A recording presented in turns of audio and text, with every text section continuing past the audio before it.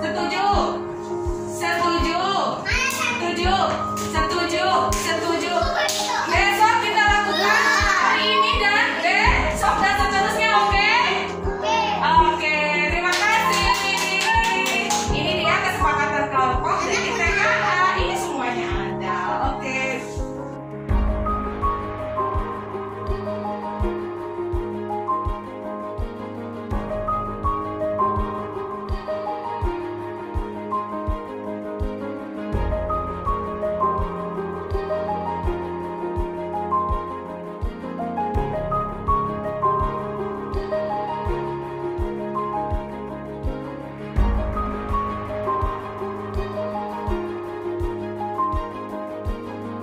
Terima kasih buat Ibu Atin. Di sini ada Ibu Sri, kemudian ada Ibu Dedah, dan ada Ibu Ating dan Ibu Sri. Ya, terima kasih sudah memenuhi undangan saya pada hari ini dalam rangka pengimbasan materi budaya positif. Sebelumnya perkenalkan, kita langsung saja dalam rangka pengimbasan materi budaya positif oleh saya sendiri, calon guru penggerak Angkatan 4 Kabupaten Bandung Barat. Baik, apa itu budaya positif? Kalau kita mau membahas langsung tentang budaya positif, kita juga harus tahu arti dari budaya positif. Budaya sekolah menurut Fulan tahun 2007 adalah keyakinan-keyakinan, dan saya akan membahas tentang budaya positif. Ada beberapa hal tentang budaya positif. Yang pertama adalah perubahan disiplin positif tidak harus dengan memberi hukuman. Justru itu salah satu alternatif terakhir kalau perlu tidak digunakan sama sekali. Terus menurut Ki Hajar Dewantara, jika dihubungkan dengan disiplin positif, itu adalah syarat utama menciptakan murid yang merdeka, harus ada disiplin yang kuat. Disiplin di sini adalah memiliki motivasi di dalam dirinya, disebutnya motivasi internal. Jika kita tidak memiliki motivasi internal, maka kita memerlukan pihak lain untuk mendisiplinkan kita, atau motivasi eksternal karena berasal dari luar, bukan dari dalam diri kita sendiri. Jadi disiplin itu bisa dibentuk dari dalam diri sendiri. Jika tidak mampu, kita meminta motivasi eksternal, yaitu yang ketiga, motivasi perilaku manusia. Ada 3 alasan motivasi perilaku manusia. Menurut Diane Gossen dalam bukunya Restructuring School Discipline. 1. Menghindari ketidaknyamanan atau hukuman. Ini tingkat rendah dari motivasi perilaku manusia. Jadi seseorang supaya menghindari hukuman, biasanya dia melakukan tindakan dan perilaku sesuai yang diinginkan orang tersebut. Yang kedua, untuk mendapatkan imbalan atau penghargaan. Nah, kalau ini motivasinya karena ada iming-iming. Kemudian kebutuhan dasar manusia. Nah, ini kebutuhan dasarnya ada belonging, power, survival, fun, dan freedom. Kalau di kita bahasa Indonesia kan, yang pertama adalah lovely, yaitu cinta dan kasih sayang, kebutuhan diterima. Anak-anak yang memiliki kebutuhan dasar cinta dan kasih sayang yang tinggi biasanya ingin disukai dan diterima oleh lingkungannya. Mereka juga akrab dengan orang tuanya, biasanya mereka belajar karena suka pada gurunya. Bagi mereka, teman sebaya sangatlah penting.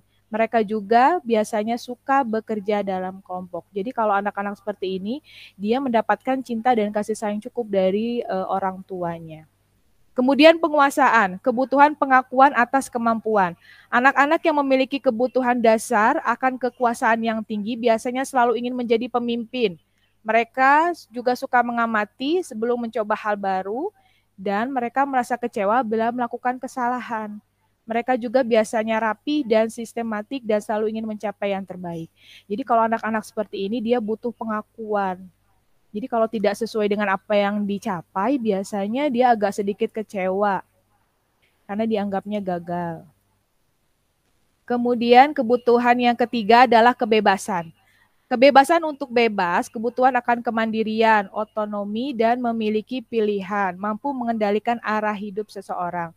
Anak-anak dengan kebutuhan kebebasan yang tinggi menginginkan pilihan. Mereka perlu banyak bergerak, suka mencoba, tidak terlalu berpengaruh orang lain, dan senang mencoba hal baru dan menarik. Jadi kalau anak-anak seperti ini ya Bu ya, dia lebih senangnya diberikan kebebasan, dikasih pilihan. Jadi muncul yang namanya otonomi diri, kemandirian diri, karena mempunyai kebebasan. Kemudian adalah kebutuhan kesenangan atau kebutuhan untuk merasa senang. Kebutuhan akan kesenangan yaitu kebutuhan untuk mencari kesenangan, bermain, dan tertawa. Bayangkan jika hidup kita tanpa kenikmatan apapun betapa menyedihkan. Jadi sebagai penghukum, biasanya kata-katanya lebih saklek kalau kita nyebutnya ya, lebih to the point, lebih menyalahkan ke anak. Kemudian membuat orang merasa bersalah. Kalau posisi ini guru bersuara lembut, tapi dia tetap menyalahkan anak. Misalnya gini, kalau yang tadi kan penghukum agak keras. Kenapa kamu terlambat? Kalau ini enggak. Kenapa ya kamu terlambat hari ini? Kamu sudah tahu kamu salah. Nah, jadi nada suaranya agak diperhalus supaya orang itu merasa nyaman dan kita tidak merendahkan orang lain. Teman, guru posisi ini tidak menyakiti murid, tapi tetap berupaya mengontrol murid melalui persuasif. Jadi kita mendekati murid, ketika murid bersalah, kita posisinya sebagai teman. Jadi dengan halus, dengan kata-kata yang baik, tidak menyinggung. Nah itu posisinya teman. Monitor atau pemantau. Monitor itu mengawasi sedikit sekilas, karena kalau anak TK itu fokusnya cuma sebentar. Jadi tadi ngambil kata kuncinya, kita mendekati anak ketika dia merusak mainan teman, tapi tidak menjudge langsung, tadi kamu merusak ya? Gitu. Tapi tidak, tadi apa yang kamu lakukan? Kita tanya seperti itu. Terus apa yang harus kamu lakukan kepada Eja kalau sudah tahu sudah merusak mainannya? Nah, sini ada solusi dari dia sendiri mengatasi masalah yang dia hadapi. Keyakinan kelas. Nah, kita masuk ke keyakinan kelas. Suatu keyakinan kelas akan lebih memotivasi seseorang dari dalam. Seseorang akan lebih tergerak dan bersemangat untuk menjalankan keyakinan daripada hanya sekedar mengikuti serangkaian peraturan. Murid-murid pun demikian, mereka pun belum mendengarkan dan mendalami tentang suatu keyakinan daripada hanya mendengarkan peraturan-peraturan yang mengatur mereka hanya berlaku begini dan begitu. Keyakinan ini kalau kita samakan sama dengan peraturan sekolah, cuma sekarang lebih ke keyakinan kelas, jadi lebih mengena ke anak.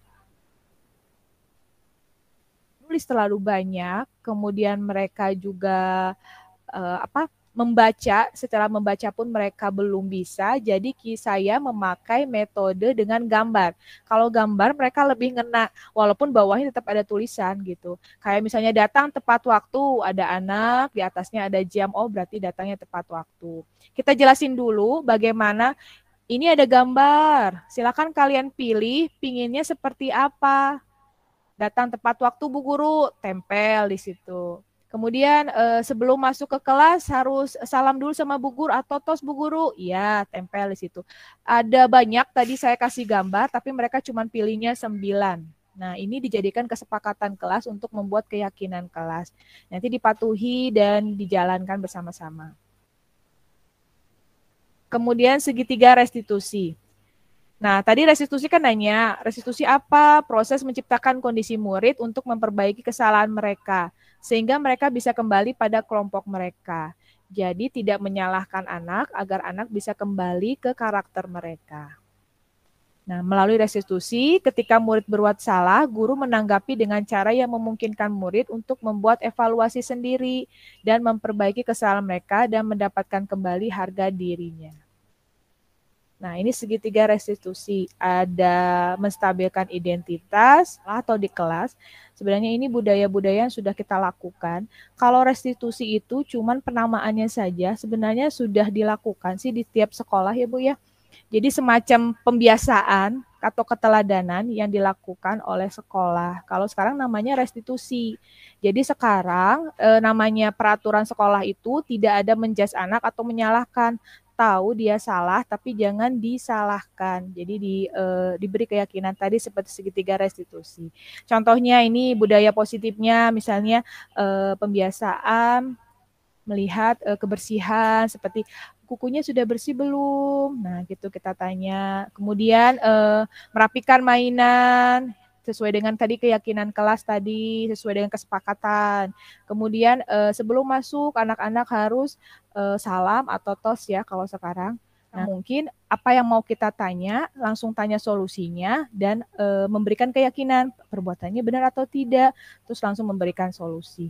Seperti itu saja ibu-ibu semuanya. Sekarang ada yang mau bertanya, kita masuk ke sesi tanya boleh? Dari tadi saya yang berbicara ya. Sekarang coba Bu Sri. Bu Sri maaf. Iya, dibuka dulu mic-nya Bu Sri.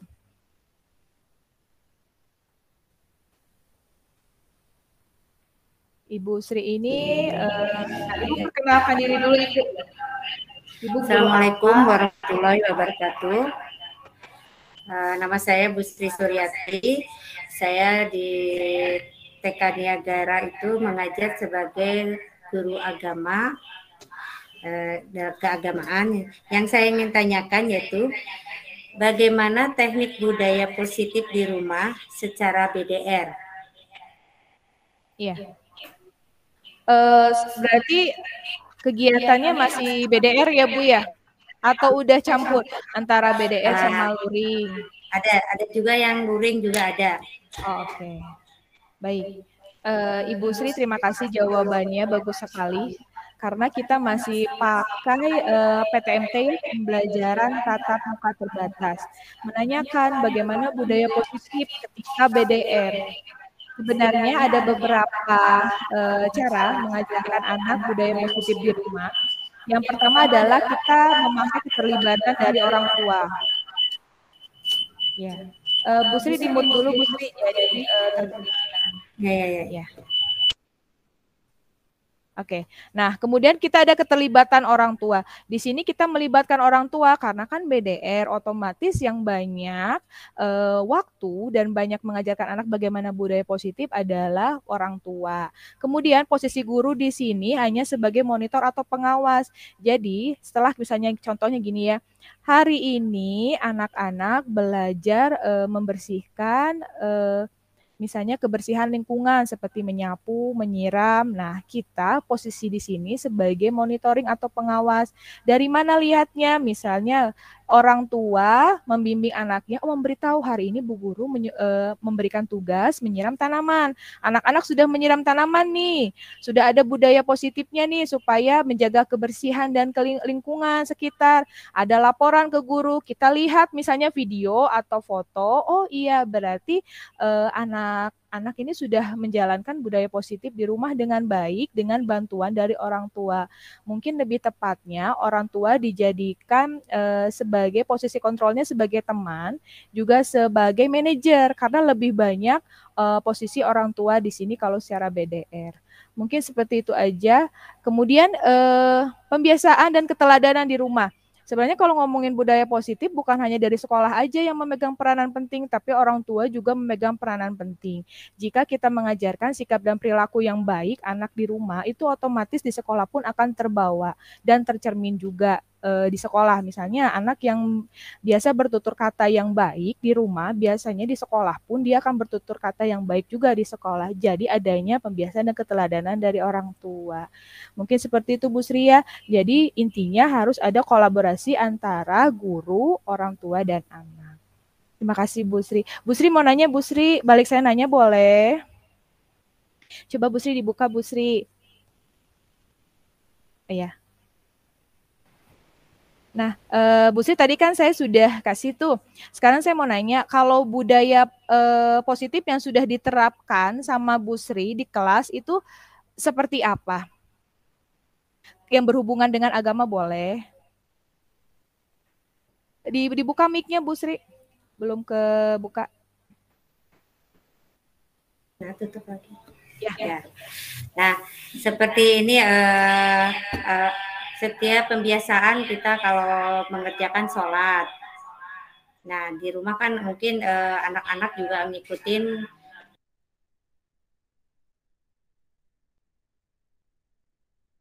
Mic-nya ketutup lagi. Iya. Tenang Nah. aja Bu Sri. Gak usah tegang Bu Sama Sri, ya. saya bukan ujian.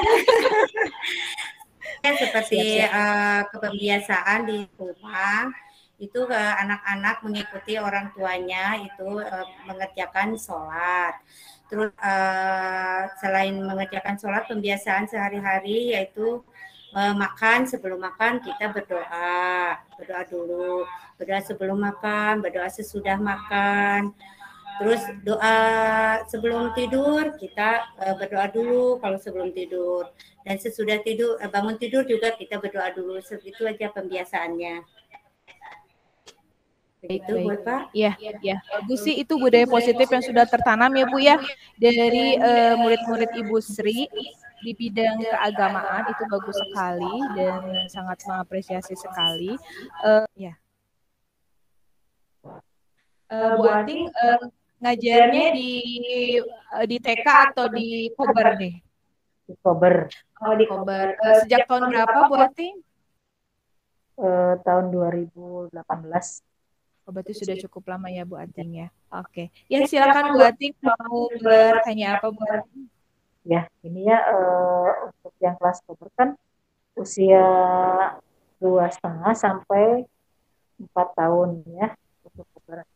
Itu untuk menanamkan disiplin, kadang anak itu ada yang nurut, ada yang enggak. Itu bagaimana solusinya untuk mengatasi anak yang misalnya diterapkan untuk ayo diterapkan mainannya, karena anak ada yang mau, ada yang tidak. Nah, itu bagaimana menerapkannya ke anak usia Kober itu. Iya. Terima kasih Bu Ating. Oke. Kata Bu Ating, Bu Ating di-mute dulu. Oke. Ya, untuk usia Kober itu usia antara 2,5 sampai 4 tahun, betul itu usia yang sangat krusial karena usia itu anak memang untuk fokusnya saja susah, untuk konsennya saja susah. Kita kadang ngobrol A, dia jawab B, kadang untuk nyambungnya juga susah. Bagaimana memberikan disiplin positif ke anak seperti itu? Mungkin yang pertama adalah pembiasaan. Kita lakuin aja dulu. Kayak misalnya beresin mainan. Nih ibu guru beresin mainan, coba kok tidak ada yang bantu ya. Nah otomatis kan nanti anak-anak melihat, oh bu guru lagi beresin mainan nih, mereka akan ikut. Tapi kalau hanya bentuknya, ayo siapa yang mau beresin mainan, tapi bu gurunya diem aja nggak beresin. Anak juga mungkin konsepnya anak usia segitu, mereka belum tahu beresin itu seperti apa sih, bebersih itu seperti apa sih. Jadi memang butuh pembiasaan, terus sama butuh aksi. Jadi kalau menurut saya lebih baik Bu Ating banyakin aksinya, terus nanti ada sedikit bujuk-bujukan. Memang tadi kan di situ saya sebutkan boleh pakai imbalan atau penghargaan ke anak seperti dikasih bintang, itu boleh untuk menghargai dan membuat anak menjadi semangat, itu boleh. Itu juga penanaman untuk membuat anak bisa melakukan budaya positif di kelas. Mungkin seperti itu Bu Ating. Jadi pembiasaan saja dan tindakan sih seperti itu. Kalau untuk restitusi kita bicarakan, kita obrolin, kayaknya belum nyambung ya. Kalau usia 3 sampai 4, kayaknya Bu Guru ngomong A, dijawabnya pun B gitu, masih belum fokus. Mungkin langsung ke pembiasaan saja. Ngajar di kelompok apa ya? Saya ngajar di kelompok B, Bu Eva. Oh, oke. Sudah berapa tahun Bu Atin mengajar di kelompok B? Di kelompok B itu dari 2005. Oh, oke, cukup lama. Iya, Bu Atin ada yang mau ditanyakan atau ada tidak yang mengerti dari yang saya sampaikan? Luar biasa ini tadi Bu Eva sudah berbagi banyak ya tentang ilmunya untuk pembiasaan positif ya, budaya positif ya. Ya betul. Nah, yang ingin saya tanyakan nih Bu Eva, kan anak TKB terutama itu kan usianya sudah mau masuk SD, itu biasanya usia-usia 5, 6, hampir ada juga ada yang 7. Nah, itu di usia biasanya itu anak-anaknya modelnya pembangkangan nih, udah ngeyel biasanya gitu Bu Eva ya. Iya, betul. Kalau dikasih ini, jadi sebenarnya dia tahu ini benar. Ini yang seharusnya dia lakukan. Tapi kadang gitu anaknya tuh pengen membuat ulah lah. Seringnya seperti itu biasanya. Nah, bagaimana nih kalau menurut tadi ya yang sudah Ibu Eva sampaikan terkait dengan menghadapi situasi anak yang seperti itu. Aja mungkin Bu Eva. Iya. Terima kasih Bu Atin atas pertanyaannya. Aduh, saya jadi pikiran nih. Oke, kita kembalikan lagi ke tadi ke kebutuhan manusia dasar. Sebenarnya anak-anak usia segitu memang butuh pengakuan, butuh kebebasan, butuh cinta kasih sayang. Nah, sekarang kalau kita nanya satu-satu ke anak, mungkin itu kita seperti menjalankan segitiga restitusi yang tadi gitu. Misalnya ambil sampelnya satu anak yang benar-benar suka membangkang nih. Kalau kita ingin masalahkan segitiga restitusi ya untuk budaya positif, ambil satu contoh anak. Kemudian kita tanya, kenapa ya tadi Bu Guru ngomong ini, kenapa dijawabnya kok seperti ini? Ah, senang aja. Kadang anak kan jawabannya suka di luar prediksi kita, kadang ngeyel gitu, pertanyaannya apa, jawabnya apa. Nah, kita di situ butuh melihat kebutuhan apa yang mereka inginkan. Mungkin saja kebutuhan satu pingin pingin diterima oleh lingkungannya, atau pingin kebebasan, atau juga pingin penguasaan. Aku paling jago di sini, aku pemimpin di sini. Kadang anak-anak seperti anak-anak usia dini memang mereka belum paham apa yang namanya ini kebebasan di rumah dengan di sekolah kadang terbawa ke sekolah. Kalau di rumah biasanya kan wah segala aku, apa-apa aku, semuanya aku yang lakukan. Nah, kembali ke sekolah mereka berbaur dengan anak-anak yang berbeda karakter. Kadang dijelasin juga susah gitu. Memang harus ada pendekatan dari guru itu sendiri. Jadi Bu Atin mungkin posisinya ngambil sebagai teman. Deketin aja dulu, tapi deketinnya jangan langsung menyalahkan, misalnya tadi kamu kenapa ngomong kayak gitu, gak boleh lo ngomong kayak gitu. Tapi kalau kita dengerin, tadi kenapa ya, kok kayaknya ada yang salah ya sama yang diomongin sama teman yang tadi. Jadi mungkin lebih halus, mungkin saja anak-anak seperti itu yang tadi yang dari materi saya, kebutuhan cinta dan kasih sayangnya mungkin tidak terpenuhi di rumah, jadi mencari perhatiannya di sekolah. Jadi makanya ada aja 1000 cara untuk dilakukan supaya anak itu bisa menarik perhatian guru. Mungkin pingin disayang sama guru bisa gitu ya. Jadi emang sih anak-anak usia segitu butuhnya ya, walaupun mereka malu-malu, kadang kalau dipeluk juga nggak mau gitu. Kalau digituin juga nggak mau. Tapi kalau kita ngobrolnya sebagai teman, posisi kita sebagai teman atau sebagai manajer, dia tidak menyalahkan anak, mungkin akan diterima sama anak tersebut. Kalau udah pembiasaan berkali-kali masih itu aja, wah berarti ada yang salah. Dia butuhnya apa ini? Jangan-jangan di rumahnya kebutuhan kasih sayangnya tidak terpenuhi sehingga dia butuh kasih sayang dari sekolah atau dari gurunya atau dari temannya. Kadang kan kalau anak yang lebih aktif atau banyak tingkahnya, temannya juga jadi malas nemenin. Nah, padahal dia butuh cinta, dia butuh kasih sayang, butuh diterima, tapi kok teman-temannya menjauhi, ya dia pakai cara, ya sudah, saya bertingkah laku yang bisa menarik perhatian guru aja. Supaya guru itu perhatian sama saya, guru itu banyak mendekati saya dan menanyakan saya, mungkin seperti itu kayak buatin ya. Buatin mungkin buatin saya nanya deh, bener nggak seperti itu ya?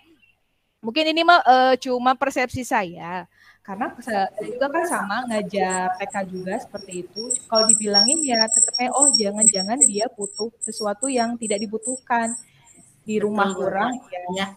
Nah, betul sih itu juga yang sudah saya terapkan juga ya ke anak-anak. Alhamdulillah dengan metode itu memang alhamdulillah cukup berhasil. Alhamdulillah. Sih. Iya, betul sekali. Buatin nanya. Boleh. Saya sedikit ini nih, kalau untuk anak usia segitu kan sudah ada pembiasaan yang sudah istilahnya sudah rutin ya. Ada nggak kasusnya, misalnya ini anak kok nggak berubah-berubah ya, udah beberapa bulan pembiasaan yang sudah saya terapkan kok nggak ada perubahan gitu. Terus Bu Atin apa yang dilakukan terhadap anak tersebut? Misalnya disuruh datang tepat waktu aja, itu kan kebanyakan susah ya Bu ya. Nah itu udah berkali-kali dinasehatin masih aja kayak gitu. Nah itu gimana tuh Bu solusinya? Coba saya pengen berbagi. Betul sekali Bu Eva. kasus yang PKB itu memang sebenarnya harusnya sudah disiplin itu harus sering sudah harusnya tertanam ya di anak. Cuma memang hal itu kan terkait juga dengan di rumah juga. Makanya selain di sekolah anak-anak kita kasih istilahnya pengertian, kemudian kita kasih pemahaman, kemudian suatu saat dia terlambat kita kasih hukuman. Nah, kemudian kan dengan adanya hukuman anak juga akan merasa malu ya dengan yang sudah dia lakukan. Akhirnya dia pulang cerita ke orang tuanya pun juga malu seperti itu. Jadi mungkin secara teori mah kita bisa memberikan pemahaman ke orang tua dan juga ke anak juga. Jadi dengan seperti itu antara anak dan orang tua, antara guru dan orang tua juga ada kerjasama. Jadi alhamdulillah setelah dikasih pengertian anak-anak juga paham. Itu mungkin Bu Eva. Iya. Kalau sifatnya hukumannya tadi disuruh pulang gitu ya buatin ya? Atau ada tindakan disiplin seperti apa gitu? Bagaimana? Maaf. Tadi ada suara di luar nggak kedengaran ya. Tadi kan katanya kalau yang telat dikasih hukuman nih. Nah, hukumannya tadi kan disuruh pulang tuh. Atau ada tindakan lainnya? Enggak disuruh pulang sih kalau enggak disuruh pulang. Cuma paling kan saat di kelas saat di kelas kita jadikan obrolan kan ke teman-temannya. Jadi istilahnya jadi malu juga. Oh, kenapa aku dibahas di depan teman-teman kan seperti itu ya. Tapi itu tidak sering. Kalau sering juga nanti anak tidak percaya diri. Iya. Betul sekali. Memang itu hukuman secara lembut ya. Betul, karena restitusi itu kalau kita ngomongin restitusi memang tidak boleh menghukum ada bentuk fisik atau bentuk verbal yang terlalu menyakiti anak. Kalau tadi sih tidak apa-apa, jadi sebentuknya seperti pembelajaran buat anak yang sudah melakukan berulang-ulang kali tindakan yang salah seperti itu. Jadi contoh buat teman yang lain. Memang kalau nggak dikasih hukuman juga sih sebenarnya udah malu, dia udah ketok-ketok pintu itu sebenarnya udah malu. Udah nggak mau masuk gitu ya. Oke, Bu Atin terima kasih ya. Sama-sama Bu Eva. Ada Bu Dedah di situ. Bu Dedah, saya sedikit bertanya boleh? Atau Bu Dedah mau nanya sama saya deh. Nah, Bu Dedah ini saya undang karena Bu Dedah ini merupakan tendik di suatu sekolah, di sekolah TK juga sama. Jadi kalau tendik juga kan mempunyai andil dalam membuat satu budaya positif di sekolah, ya seperti itu ya, Bu Dedah ya. Nah, Bu Dedah di sini statusnya sebagai tendiknya apa, Bu Dedah? Sebagai tata usaha. Oh, berarti berhubungan dengan orang tua ya, Bu Dedah ya? Iya, betul. Nah, pada saat datang. Oh, siap. Bu Dedah boleh nanya ya, ini kita kan budaya positif bukan hanya ke anaknya saja, tapi ke orang tua juga. Ada tidak misalnya keluhan dari orang tua, misalnya nih tentang budaya atau pembiasaan di sekolahnya Bu Dedah nih, yang bertentangan, kemudian orang tua nggak senang, terus disampaikan ke Bu Dedah, ada tidak seperti itu? Ya, kadang sih kalau misalnya orang tua yang kritis mah suka ada gitu. Misalnya ada yang kurang berkenan dengan apa yang diajarkan sama bu guru atau apa, misalnya suka ada sih gitu. Tapi ya kita mah menyikapinya ya dengan santai aja lah. Gitu. Jadi memang ada kalau misalnya tentang guru biasanya disampaikan melalui Bu Dedah gitu ya. Iya, ada yang tidak ada gitu, ya. Ya, semacam kritikan ya Bu Dedah ya. Nanti disampaikan lagi kepada gurunya gitu. Nanti gurunya jadi bahan introspeksi. Kalau ada anak nggak Bu Dedah? Ada anak nggak misalnya nih Bu Dedah pernah megang kelas atau tidak? Ya, kalau misalnya itu biasanya bahasa Sunda sih yang biasanya dipegang itu. Oke, Bu Dedah. Kalau bahasa Sunda nih, saya juga penasaran dengan bahasa Sunda. Kan ada budaya positifnya nih. Apa sih budaya positif kalau di tataran Sunda nih seperti apa nih? Soalnya saya juga kurang paham nih tentang budaya positif yang berhubungan dengan kedaerahan. Karena kedaerahan suatu daerah satu dengan yang lain kan berbeda. Terus rata-rata kan kebanyakan anak-anak bukan dari Sunda gitu ya, dari macam-macam suku. Gimana Bu Dedah? Sedikit berbagi Bu Dedah tentang budaya positif kedaerahan. Ya kalau di Sunda kan kita harus istilahnya mas sama lentong ya. Kalau lentong apa ya bahasa Indonesianya tuh dari cara berbicara gitu ya. Misalnya kalau ke orang tua kayak gimana, kemudian cara bertanya gitu kan suaranya gitu, intonasi mungkin ya kalau Indonesianya tuh. Jadi intonasinya itu kalau di Sunda mah harus agak lembut lah ya. Kayak misalnya kumaha damang, nah kayak gitu. Kalau misalnya kumaha damang kan itu kesannya marah gitu. Nah itu sebagai apa yang ke anak gitu ya, baik ke anak, ke orang tua. Nah itu kalau di bahasa Sunda mah ya harus ada lantongnya lah gitu. Perbedaan antara ke anak sama ke orang tua kita lihat dari intonasi juga kayak gitu. Tata krama gitu ya jatuhnya beda ya. Ya, jadi intonasi pada saat berbicara. Kalau pembiasaan sikap tingkah laku, misalnya kalau salaman gimana gitu, itu ada nggak aturan khususnya? Biasanya sih kalau anak ke orang tua itu beda gitu sama misalnya kita sesama dengan seusia atau misalnya dengan yang lebih tua atau misalnya yang lebih muda itu biasanya beda gitu, beda caranya. Oh, jadi sudah ada tingkatannya kalau kita nyebutnya ya. Kalau misalnya ke orang tua.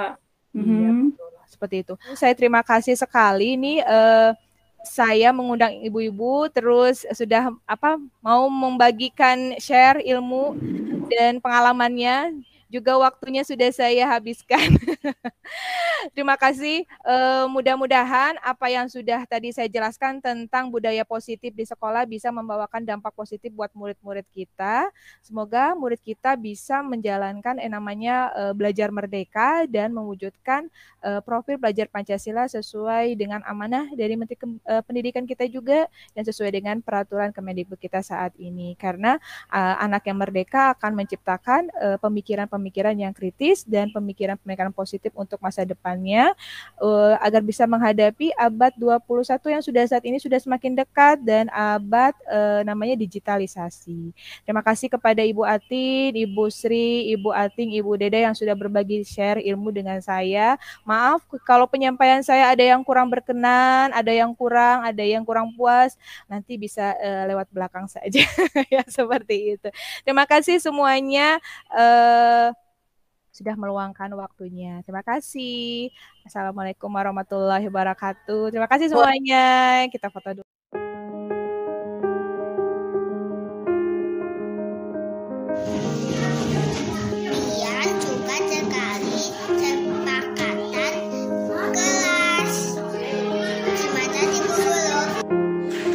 Assalamualaikum warahmatullahi wabarakatuh. Perkenalkan, nama saya Ibu Sri Suryati.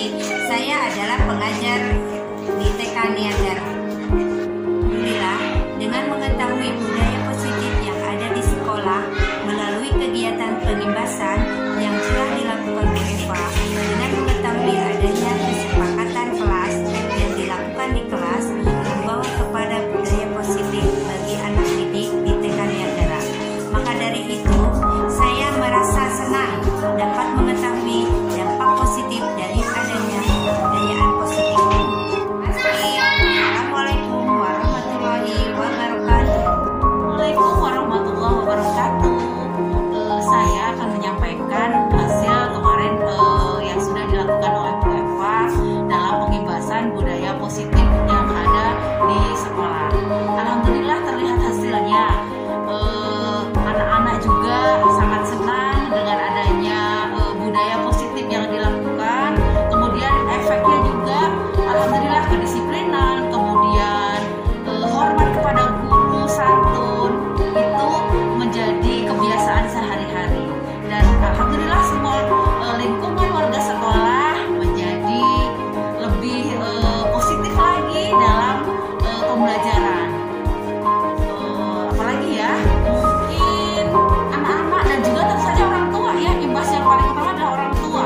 Orang tua itu setelah adanya pengimbasan yang dilakukan oleh Bu Eva, alhamdulillah luar biasa dukungan dari orang tua juga dan juga apresiasi terhadap kinerja yang sudah dilakukan sehingga dukungan diberikan anak-anak juga selain di sekolah dilakukan budaya positif di rumah pun juga diterapkan. Jadi selain di sekolah, di rumah pun anak-anak juga melakukan budaya positif.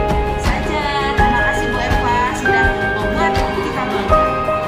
Salam penggerak, salam bergerak, tetap maju, TK Niagara.